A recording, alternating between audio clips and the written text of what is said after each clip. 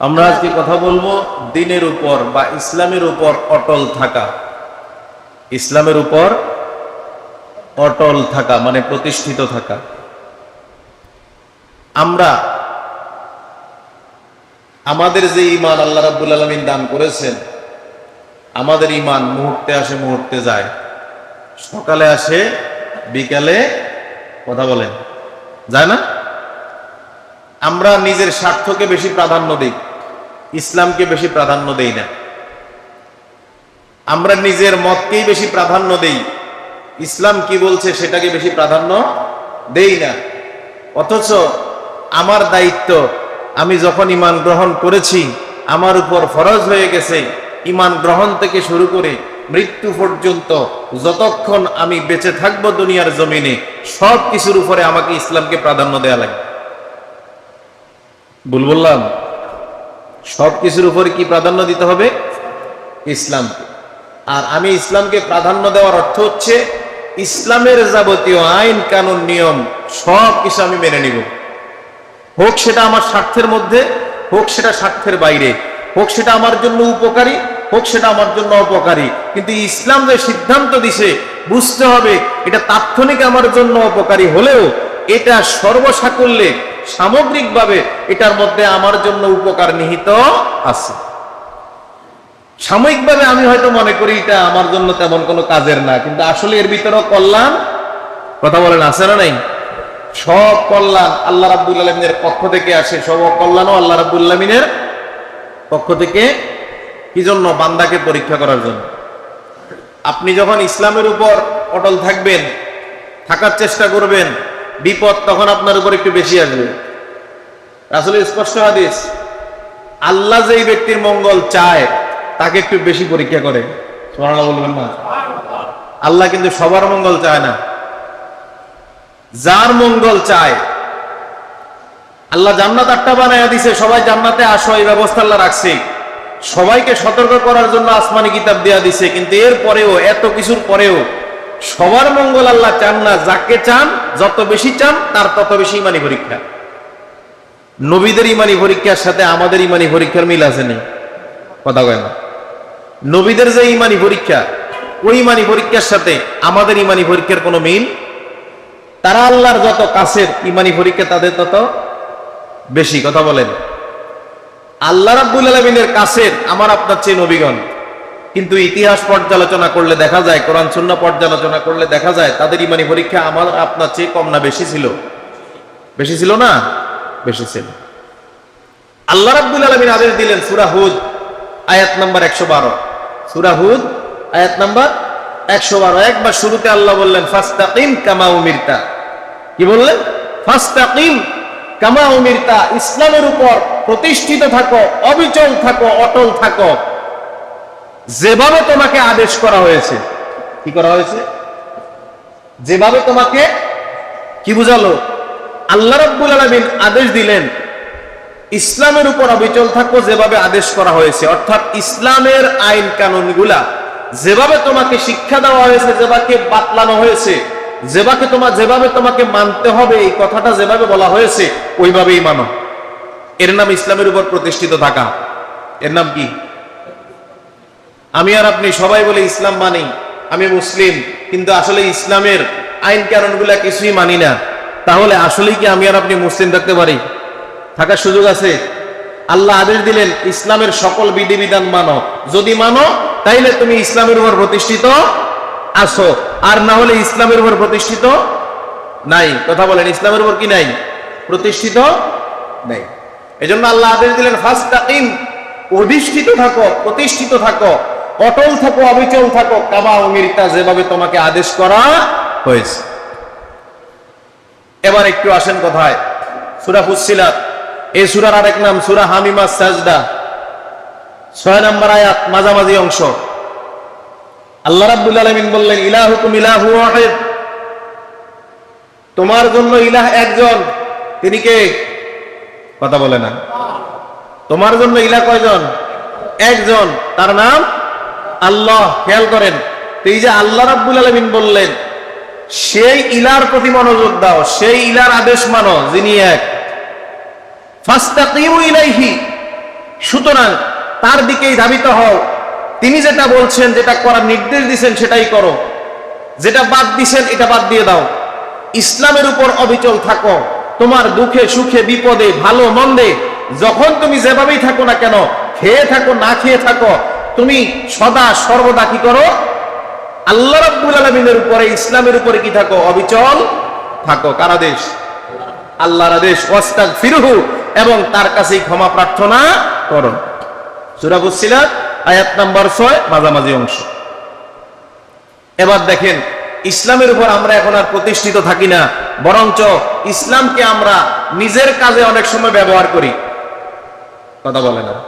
এখন আমরা ইসলামকে ব্যবহার করি, ইসলামকে কি করি না? ইসলামের উপর এখন আর আমরা প্রতিষ্ঠিত থাকতে চাই না, ইসলামকে বিভিন্ন প্রয়োজনে আমরা এখন ব্যবহার করি। দেখেন, খেয়াল করে, বাংলাদেশের শেখ হাসিনার উপদেষ্টা সালমান এফ রহমান, এত বছর আমরা দাঁড়িয়ে দেখছিলাম, কথা কয় না, যখন দেশ থেকে পালানোর একটা চিন্তা করলো তখন দাঁড়িয়ে আর আছে, কথা কয় না। তাহলে এখন উনি যদি যে দলই করুক, ওনার ভিতর যদি আল্লাহর ভয় থাকতো, দাঁড়িটা রাখছি আর কি, অপরাধ যা করছি সেটা ভিন্ন ব্যাপার, দাঁড়িটা তো থাকতো, কথা কয় না। ইসলামের উপরে যদি অবিচল থাকতো তাহলে কি থাকতো? অপরাধ আমি যাই করছি, দেশের আইনে শাস্তি যেটা হবে, দাঁড়িটা তো অন্তত থাকতো। কি ভাই, কথা বলেন? তাহলে বোঝা গেল ইসলামের উপর অবিচল তিনি ছিলেন না। এবার আসেন আরেক কথায়, বিচারপতি মানিক জিন্দিগি ভর দাঁড়িয়ে ছিল না, পালানোর সময় দাঁড়িয়ে রাখে, কথা কয় না। এটাও তো ইসলামকে কি করা হয়েছে? ব্যবহার করা হয়েছে বাঁচার জন্য। কিন্তু আসলে আল্লাহ যদি বিপদে ফেলে, বাঁচার সুযোগ। এবার দেখেন, ডিএমপি কমিশনার আসাদুজ্জামান পুরো লাইফে যতদিন চাকরি করছে দাঁড়িয়ে ছিল না একদিনও, এখন দাঁড়িয়ে আছে। কেন? কথা বুঝেন? অ্যারেস্ট হওয়ার ভয়ে। কিন্তু তিনিও অ্যারেস্ট হইলেন অবশেষে। এখন প্রশ্ন হচ্ছে, এটা হলো বাংলাদেশের রাজনৈতিক উল্লেখযোগ্য ঘটনা, আর আমার আর আপনার চরিত্রের দিকে একটু তাকান। আমরা আমাদের চরিত্রের দিকে যদি একটু তাকাই, ইসলামকে আমরা সবাই ব্যবহার করি বিভিন্ন ভাবে, বিভিন্ন আঙ্গিকে, বিভিন্ন প্রয়োজনে, বিভিন্ন দিক থেকে, কিন্তু আমরা কেউই ইসলামকে টোটালি ফলো করি না। বিশ্বাস হয় না? আপনি যদি আপনার অবস্থান থেকে ইসলামের উপর প্রতিষ্ঠিত না থাকেন, নিঃশ্বাস শেষ হয়ে যাওয়ার পরে বিপদ বাড়বে না কমবে? কথা বলেন, বাড়বে না কমবে? বাড়বে। বিপদ কখনো কমার সুযোগ। এজন্য আমাকে আপনাকে ইসলামের উপর প্রতিষ্ঠিত থাকতে হবে। যদি থাকি তাহলে পুরস্কার আছে না নাই?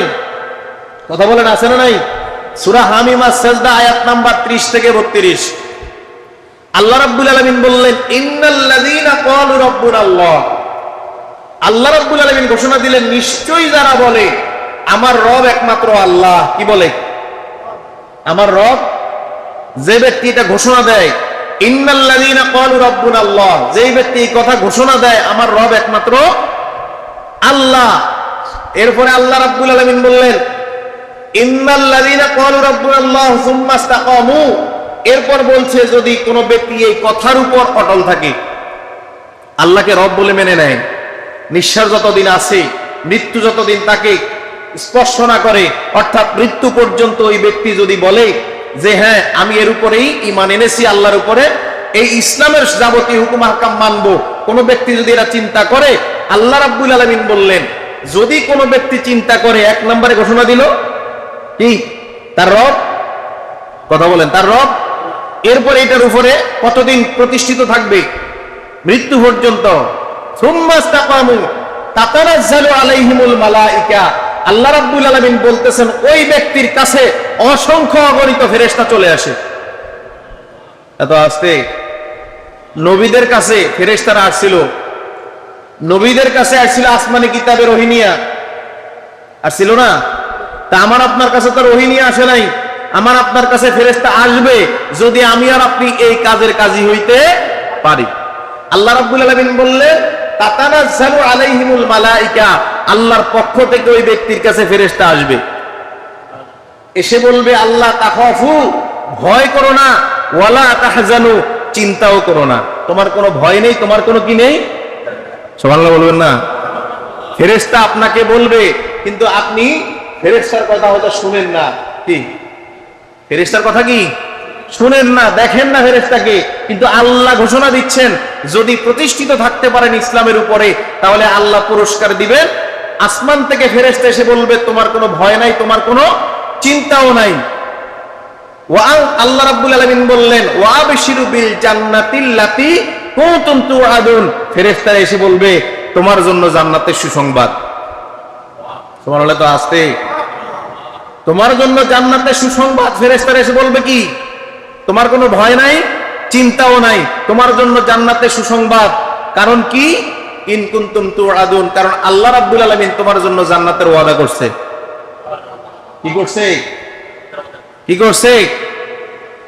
পরের আয়াত সূরা হামিমা সিজদা আয়াত নাম্বার 31 আল্লাহ বলেন ফেরেশতারা আরো বলবে নাহনু আউলিয়াউকুম ফিদ দুনিয়া ওয়া ফিল আখিরা, আমরা তোমার দুনিয়া যতদিন বেঁচে থাকো তোমার বন্ধু হয়ে থাকবো, দুনিয়া থেকে চলে যাওয়ার পরে ওই আখিরাত জগতেও আমরা তোমার বন্ধু হয়ে থাকবো। তাহলে কাজটা কি? কথা বলেন, কাজটা কি? ইসলামের উপর অটল থাকা, অবিচল থাকা। আমার চাকরি চলে যাবে, আমার জীবন চলে যাবে, আমার সংসারে বিপদ আসবে, আমার ছেলের চাকরিটা হবে না, কথা বুঝেন, কিন্তু আমাকে মানুষ খারাপ ভাববে, ভাবুক, তাতে অসুবিধা নাই। আমি যদি হকের উপর প্রতিষ্ঠিত থাকি তাহলে আল্লাহ রাব্বুল আলামিনের পক্ষ থেকে জান্নাতের সুসংবাদ আসবে। আর যদি আমি দুনিয়ার স্বার্থটাকেই বড় বলে দেখি, ইসলামের স্বার্থটাকে বিকৃত করি, জবাই করি, তাহলে বোঝা গেল যে আমি ইসলামের উপর প্রতিষ্ঠিত অধিষ্ঠিত নাই, যার জন্য আমার উপর বিপদ আসলেও কি আর না আসলেও কি, আমি সরাসরি জাহান্নামী। কথা বুঝেন না? বলে তো আমি আমার চাকরির মায়া করে হকের দাওয়াত ছাড়ি নাই। কথা বলেন, তখন ইমান তো বিক্রি করার কোনো চান্স, কথা বলেন, আছে? এই কথাটাই বুঝাতে চাচ্ছি মূলত।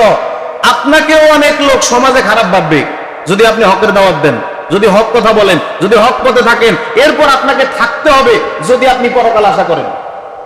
ভুল বললাম? যদি পরকাল আশা করেন আপনাকে কোথায় থাকতে হবে? হকের পক্ষে থাকতে হবে, ইসলামের উপর প্রতিষ্ঠিত থাকতে হবে। কথা বলেন, না থেকে কোনো উপায় আছে কিনা? নাই। এবার দেখেন আল্লাহ রাব্বুল আলামিন বললেন নাহনু আউলিয়াউকুম ফিল হায়াতিদ দুনিয়া ওয়া ফিল আখিরা ওয়া লাকুম ফিহা মা তাশতাহি আনফুসুকুম ওয়া লাকুম ফিহা মা তাদউন।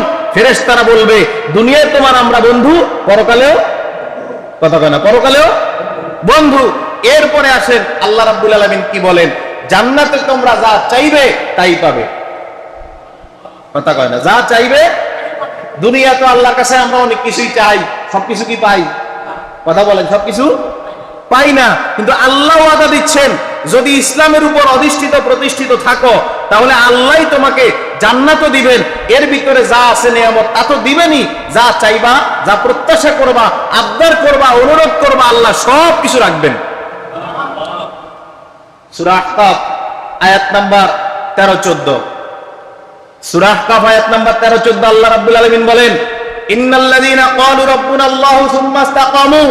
এই অংশ সূরা ফুসসিলাতের 30 নম্বর আয়াতের অংশ, ঠিক আছে তো এতটুকু? এজন্য আর এতটুকু কথা বললাম না। পরের অংশ আল্লাহ বললেন ফালা খাউফুন আলাইহিম ওয়ালা হুম ইয়াহজানুন, তাদের কোনো ভয় নাই, তাদের কোনো চিন্তাও নাই। এরপর আল্লাহ রাব্বুল আলামিন বললেন উলাইকা আসহাবুল জান্নাতি হুম উলাইকা আসহাবুল জান্নাতি খালিদিনা ফিহা। এরা হচ্ছে তারাই যারা জান্নাতে চিরস্থায়ী ভাবে থাকবে। কেমনে থাকবো? কেমনে? চিরস্থায়ী। আল্লাহ রাব্বুল আলামিন সাথে সাথে ঘোষণা দিলেন জাযাআম বিমা কানু ইয়ামালুন, আল্লাহ তাদের প্রতিদান দিবেন, এই পুরস্কার দিবেন। কারণ একটা, কি কারণ? কি কারণে পুরস্কারটা দিবেন বলেন? হ্যাঁ, ইসলামের উপর প্রতিষ্ঠিত ছিল। আমরা এখন এই মসজিদ থেকে বের হয়ে যাই না, আমরা সুদের কারবার করব, ঘুষের কারবার করব, গীবত করব, মানুষের হক নষ্ট করব। কথা বলেন, তাহলে মসজিদ থেকে বের হওয়ার পরে ওয়াজ মসজিদের ভিতরে, মসজিদের বাইরে যদি কাজে না লাগাই তাহলে আমি কি ইসলামের উপর প্রতিষ্ঠিত থাকতে পারবো? আমি যদি সত্য কথা না বলি আমি কি ইসলামের উপর প্রতিষ্ঠিত থাকতে পারবো? পারবো না। আমাকে পরিবর্তন হওয়া লাগবে। হায়াত কতক্ষণ আছে কেউ জানি? কথা বলেন, আছে? কেউ জানি না। যার জন্য সাবধান, মনে করতে হবে আজকের দিনটাই আমার জন্য, এই সময়টাই আমার জন্য হয়তোবা দুনিয়ার শেষ সময়। কি কথা বলেন? এই সময় আর পরিবর্তন হওয়ার কোনো সুযোগ নেই। এবার দেখেন আল্লাহ রাসূল সাল্লাল্লাহু আলাইহি ওয়াসাল্লামের দুইটা হাদিস বলবো। সহিহ মুসলিম 38 নম্বর হাদিস, এবং মুসলিমে 2410 নম্বর হাদিস, মুসনাদে আহমদ হাদিস নাম্বার 14990, সুনানে আদ-দারিমি হাদিস নাম্বার 2710। একটা হাদিস এতগুলো কিতাবে।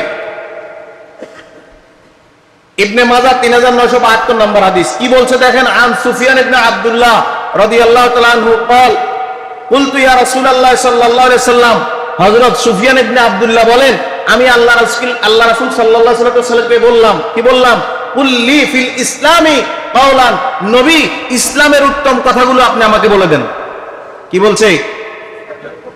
ইসলামের উত্তম কথাগুলো কি করেন, আমাকে বলে দেন। সাহাবী বলতেছে, সুফিয়ান ইবনে আব্দুল্লাহ তিনি বলতেছেন, আমি নবীকে বলছি ইসলামের ভালো কথাগুলো আপনি আমাকে একটু বলেন। এবং সাথে সাথে আরেকটুও বলছে, লা আসালু আনহু আহাদান গায়রাক, আমি যেন এই কথাগুলো অন্য কাউকে আর প্রশ্ন করা না লাগে, জিজ্ঞাসা করা না লাগে, ওই কথাগুলো আপনি আমাকে বলে দেন। কয়টা কথা বলছে? কয়টা কথা বলছে? দুইটা। আমাকে ভালো কথা বলবেন, তবে এই কথা যেন আর কাউকে জিজ্ঞাসা করা না লাগে। খেয়াল করেন, আল্লাহ রাসূলকে বলছে। এবার আল্লাহ রাসূল উত্তর দেয় কি দেখেন, আল্লাহ রাসূল সাল্লাল্লাহু আলাইহি ওয়াসাল্লাম বলেন, কুল, তুমি বলো, আমানতু বিল্লাহ, আল্লাহর উপর ঈমান এনেছি, সুম্মা ইসতাকিম, এবং এই কথার উপরে আমি মৃত্যু পর্যন্ত অধিষ্ঠিত থাকব। এই দুইটা নসিহত করছেন আল্লাহ রাসূল। কয়টা নসিহত? কয়টা নসিহত? একটা হলো বলো আমানতু বিল্লাহ, আমি আল্লাহর প্রতি ঈমান এনেছি। দ্বিতীয় কথাটা কি বলছে, সুম্মা ইসতাকিম, এই কথার উপরেই শুধু থাকো। আর কিছু দরকার? কথা বলেন, আর কিছু দরকার? তাহলে উপদেশ এত সুন্দর সহজ ভাষায়, ছোট দুইটা উপদেশ এত সুন্দর করে দিলেন। তাহলে একটু খেয়াল করে দেখেন তো, এই যে আল্লাহ রাব্বুল আলামিন এত সুন্দর করে আল্লাহ রাসূল সাল্লাল্লাহু আলাইহি ওয়াসাল্লামকে ইসলাম শিখাইলেন, ধর্ম শিখাইলেন, কোন কাজটা কিভাবে করা লাগবে আল্লাহ রাসূল সাল্লাল্লাহু আলাইহি ওয়াসাল্লাম আবার সাহাবায়ে কেরামদেরকে শিখাইলেন। শিখাইছেন না? এখন খেয়াল করে দেখেন তো, আল্লাহ রাসূলকে জিজ্ঞাসা করলেন, কি চমৎকার একটা উত্তর আল্লাহ রাসূল দিলেন। দিছেন কিনা? এবার দেখেন আরেকটা হাদিস বলি, সহিহ বুখারী হাদিস নাম্বার 39, মুসলিম হাদিস নাম্বার 2816 নম্বর হাদিস, নাসাই হাদিস নাম্বার 5023, মুসনাদে আহমদ হাদিস নাম্বার 7162। কি বলছেন আল্লাহ রাসূল সাল্লাল্লাহু আলাইহি ওয়াসাল্লাম, একটু দেখেন। আন আবি হুরায়রা রাদিয়াল্লাহু তাআলা قال قال রাসূলুল্লাহ সাল্লাল্লাহু আলাইহি ওয়াসাল্লাম, হযরত আবু হুরায়রা বলেন, আল্লাহ রাসূল বলছেন, কি বলছেন, ক্বারিবু ওয়া সাদ্দিদু। ক্বারিবু, এক নাম্বার কথা হচ্ছে ইসলামে ভারসাম্যতা বজায় রাখো। কি রাখো? ভারসাম্যতা বজায় রাখো। ইসলাম থেকে যেটা জানো সেটা তো জানোই, যেটা জানো না সেটা জেনে নাও। কিন্তু না জেনে এটা নিয়ে প্রতিবাদ করা, প্রতিরোধ করা, সমাজে বিভিন্ন রকম বিশৃঙ্খলা সৃষ্টি করা, এই অধিকার ইসলামে কেউ কাউকে, হয় জানো সে তো জানোই, যেটা জানো না শিখে নাও। যদি না শিখে সমাজে এটা নিয়ে বিশৃঙ্খলা সৃষ্টি করো, তাহলে এটা তোমার জন্য বাড়াবাড়ি। এটা কি? কথা বলেন, এটা কি? খেয়াল করেন, আল্লাহ রাসূল বললেন, এজন্য প্রথম কথা বলছে ক্বারিবু, ভারসাম্য বজায় রাখো। এরপর বলছেন ওয়া সাদ্দিদু, ইসলামের উপর অবিচল থাকো, অটল থাকো, প্রতিষ্ঠিত থাকো, অধিষ্ঠিত থাকো, স্থির থাকো, ইসলামের যাবতীয় হুকুম আহকামগুলা মেনে চলো। আল্লাহ রাসূল সাল্লাল্লাহু আলাইহি ওয়াসাল্লাম যে আদেশ দিবেন, আসলেই কি আমরা সেই আদেশগুলো ঠিকঠাক মতো পালন করি? কথা বলেন, করি না। এবার দেখেন, একই হাদিসে আল্লাহ রাসূল সাল্লাল্লাহু আলাইহি ওয়াসাল্লাম বললেন, ওয়ালামু আন্নাহু লাইয়ানজু, আল্লাহ রাসূল সাল্লাল্লাহু আলাইহি ওয়াসাল্লাম বলেন, ওয়ালামু আন্নাহু লাইয়ানজু আহাদুন মিনকুম বিআমালিহি। আল্লাহ রাসূল স্পষ্ট বললেন, মনে রাখবা, জেনে রাখবা, তোমাদের মধ্যে কোনো ব্যক্তি আমলের কারণে পরকালে মুক্তি পাবে না। কিসের কারণে? কিসের কারণে? আপনি খুব আমল করতেছেন, বা আমি খুব আমল করতেছি, আর মনে মনে ভাবতেছি আমার এই আমলের দ্বারা আমি পরকালে মুক্তি পাবো, জান্নাত পেয়ে যাবো, এত সহজ না। আল্লাহ রাসূল সাল্লাল্লাহু আলাইহি ওয়াসাল্লাম নিজে নির্দেশ দিলেন, সতর্ক করলেন, জেনে রাখো তোমাদের মধ্যে কেউই, এখানে মিনকুম শব্দটা ব্যবহার করছে, তোমাদের মধ্যে কেউই, এই তোমাদের বলতে শুধু সাহাবী যে ক্লাসে ছিল এই সাহাবীদেরকে বোঝায় নাই, কিয়ামত পর্যন্ত যতগুলো মানুষ রাসূল সাল্লাল্লাহু আলাইহি ওয়াসাল্লামের উম্মত দাবি করবে, প্রত্যেকটা মানুষের জন্য মেসেজ এটা। কি বলছে? তোমাদের মধ্যে কোনো ব্যক্তি আমলের বিনিময়ে পরিত্রাণ পাবে না। এবার আল্লাহ রাসূল সাল্লাল্লাহু আলাইহি ওয়াসাল্লাম এই কথা যখন বললেন, খেয়াল করেন, আল্লাহ রাসূল সাল্লাল্লাহু আলাইহি ওয়াসাল্লাম এই কথা বলার পরে, আল্লাহ রাসূল সাল্লাল্লাহু আলাইহি ওয়াসাল্লাম এই কথা বলার পরে বলছেন কি দেখেন, সাহাবায়ে কেরাম উত্তর দিলেন ক্বালু, হে আল্লাহ রাসূল সাল্লাল্লাহু আলাইহি সাল্লাম, ওয়ালা আনতা ইয়া রাসূলুল্লাহ, হে আল্লাহ রাসূল, আপনি নিজেও কি আমলের দ্বারা মুক্তি পাবেন না? কে বলছে? সাহাবায়ে কেরাম। কে বলছে? আল্লাহ রাসূল যেই কথা সাহাবীদেরকে বললেন, সাহাবী একই প্রশ্ন আল্লাহ রাসূলকে করলেন, আমরা না হয় মুক্তি পাবো না, আমলের দ্বারা কি আপনি নিজেও মুক্তি পাবেন না? আল্লাহ রাসূল বলেন ক্বালা ওয়ালা আনা, আল্লাহ রাসূল নিজে বলেন না, আমিও আমলের দ্বারা পরিত্রাণ পাবো না। কি বুঝলেন? আমি আর আপনি তো গনার বাইরে, কথা কয় না। আমরা কি গনার বাইরে? স্বয়ং আল্লাহ রাসূল সাল্লাল্লাহু আলাইহি ওয়াসাল্লাম নিজে বলছেন যে আমি আমলের দ্বারা কখনোই মুক্তি পাবো না, আমলের দ্বারা আমার কোনো পরিত্রাণ মিলবে না। এবার চিন্তা করেন, আমার আপনার কোনো সেখানে কোনো দাম আছে, মূল্যায়ন আছে, হিসাব আছে? এত আসতে কেন? আল্লাহ রাসূল বললেন ক্বালা ওয়ালা আনা, তবে হ্যাঁ, ইল্লা আইয়াতাগাম্মাদানি আল্লাহু বিরহমাতিন মিনহু ওয়া ফাদলিন, তবে হ্যাঁ, আল্লাহ রাব্বুল আলামিন যদি একটু দয়া করে, সে দয়ার দ্বারাই আমি নবী মুক্তি পাবো, এছাড়া আমলের দ্বারা আমি নবী কখনো মুক্তি পাবো। আল্লাহ রাসূল সাল্লাল্লাহু আলাইহি ওয়াসাল্লাম, যার আমলে কোনো ত্রুটি নাই, যার অগাধ আমল, যার একটা আমলের মধ্যে ভুল খুঁজে পাওয়া যায় না, যিনি আল্লাহ রাব্বুল আলামিনের হুকুম ছাড়া একটা কদম সামনে অগ্রসর হন নাই, কোনো সিদ্ধান্ত নিজের মন থেকে দেন নাই, ওই নবী বলতেছেন আমার আমলের দ্বারা আমি মুক্তি পাবো না, যদি আল্লাহ দয়া করে তাইলে সম্ভব। এখন আল্লাহ রাব্বুল আলামিন দয়া করতে হলে আমাকে আপনাকে আল্লাহ রাব্বুল আলামিনের পথে থাকা লাগবে। কথা বলেন, ওই পথে যদি থাকি তাহলেই তো মুক্তি মিলবে, আল্লাহ দয়া করবে, না হলে আল্লাহরও দয়া নাই, আমার আর আপনার আমলগুলো এগুলো প্যাকেট করে রাখা ছাড়া কোনো উপায়। এখন প্রশ্ন করতে পারেন, তাইলে আমল করে লাভ কি? এই কথা কয় না। আপনি আমল করে লাভ কি প্রশ্ন করতে পারেন। আমল করবেন, কেন করবেন, কি জন্য করবেন, কারণ কি? কারণ আছে তো। কারণ হচ্ছে এই যে আমলগুলো করবেন, এটার দ্বারা মুক্তি পাবেন, এটার গ্যারান্টি নাই, কিন্তু আমলগুলো করবেন মানে আল্লাহর আদেশ পালন করতেছেন। আল্লাহ যে আদেশটা আপনাকে আমাকে দিচ্ছে, ওই আদেশটাই পালন করতেছি, ইসলামের উপর আমি আপনি অবিচল অটল থাকতেছি। আমার আর আপনার যতগুলো আমল হয়েছে পুরো জিন্দিগিতে, আমরা কেউ বলতে পারবো না যে একটা আমল আমাদের জিন্দিগিতে কবুল হয়েছে। কেউ বলতে পারবো? কথা বলে না। কেউ বলতে পারবো একটা আমল কবুল হয়েছে? এই কথা কেউ বলতে পারবো না। আবার অনেকগুলো আমল কবুল হয়ে গেছে, এটাও আমরা জানি না, হইতেও তো পারে। কি কথা বলেন? যার জন্য কোনো আমল কবুল হয় নাই, বিগত দিনে এই চিন্তা মাথায় রেখে ইসলামের উপর অটল থাকা, অবিচল থাকা, ইসলামের উপর অধিষ্ঠিত প্রতিষ্ঠিত থাকা, এটা প্রত্যেক মুমিনের উপর ফরজ। আল্লাহর আদেশ যদি কেউ এই আদেশ পালন না করি, তাহলে সে ব্যক্তির ঈমানদার থাকতে পারবে না, সে ব্যক্তি কাফির হয়ে যাবে। কারণ আল্লাহর আদেশ যে ব্যক্তি অমান্য করে, ওই ব্যক্তি কি? সূরা বাকারা আয়াত নম্বর 39 আল্লাহ রাব্বুল আলামিন নিজে বললেন, ওয়াল্লাযিনা কাফারু ওয়া কাযযাবু বিআয়াতিনা উলাইকা আসহাবুন নারি হুম ফিহা খালিদুন। যে ব্যক্তি আমি আল্লাহ রাব্বুল আলামিনের আয়াতকে কিংবা কোরআনকে অস্বীকার করে, আমার নির্দেশকে অস্বীকার করে, ওই ব্যক্তি কাফির, তার স্থান সরাসরি জাহান্নাম। কোথায়? কথা বলেন, কোথায়? জাহান্নাম।